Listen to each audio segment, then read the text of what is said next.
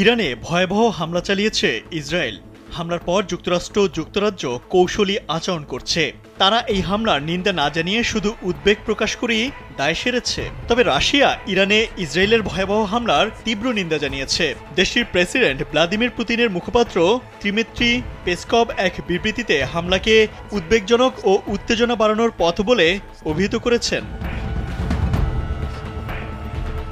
রাশিয়ার ইন্টারফ্যাক্স সংবাদ সংস্থার প্রতিবেদনে বলা হয়েছে, শুক্রবার ভোররাতে ইসরায়েলি বিমান বাহিনী তেহরানের বিভিন্ন গুরুত্বপূর্ণ স্থাপনায় ব্যাপক হামলা চালায়।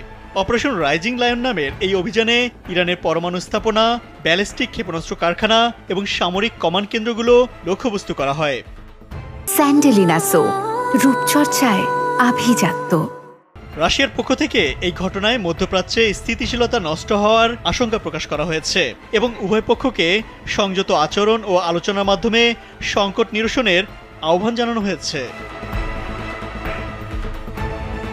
এদিকে ইরানে ইসরায়েলি হামলার পর নতুন করে উত্তেজনা ছড়িয়েছে মধ্যপ্রাচ্য জুড়ে। শুক্রবার ভোরে তেহরানে হামলার ঘটনায় এরই মধ্যে প্রতিক্রিয়া জানিয়েছে সৌদি আরব, তুরস্ক সহ বিশ্বের বিভিন্ন দেশ।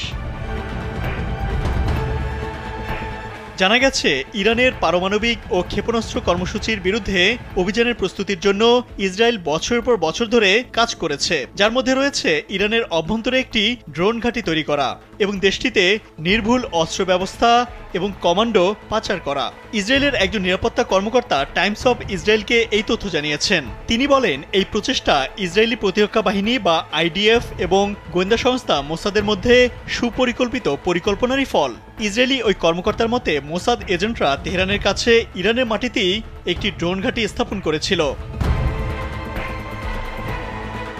ড্রোনগুলো রাতারাতি সক্রিয় করা হয়েছিল। এর পরপরই ইসরায়েলকে লক্ষ্য করে ভূমি থেকে ভূমিতে নিক্ষেপণযোগ্য ক্ষেপণাস্ত্র লঞ্চারগুলোতে আঘাত করা হয়েছিল। ফলে ইরান তাৎক্ষণিকভাবে ইসরায়েলে পাল্টা হামলা চালাতে পারেনি। এই সিস্টেমগুলো ইরানের বিমান প্রতিরক্ষা ব্যবস্থা ধ্বংস করে দেয় এবং ইসরায়েলি বিমানগুলোকে বিমানের আধিপত্য এবং ইরানের উপর অভিযানের স্বাধীনতা দেয়। ইমতিয়াজ আহমেদ, কালবেলা।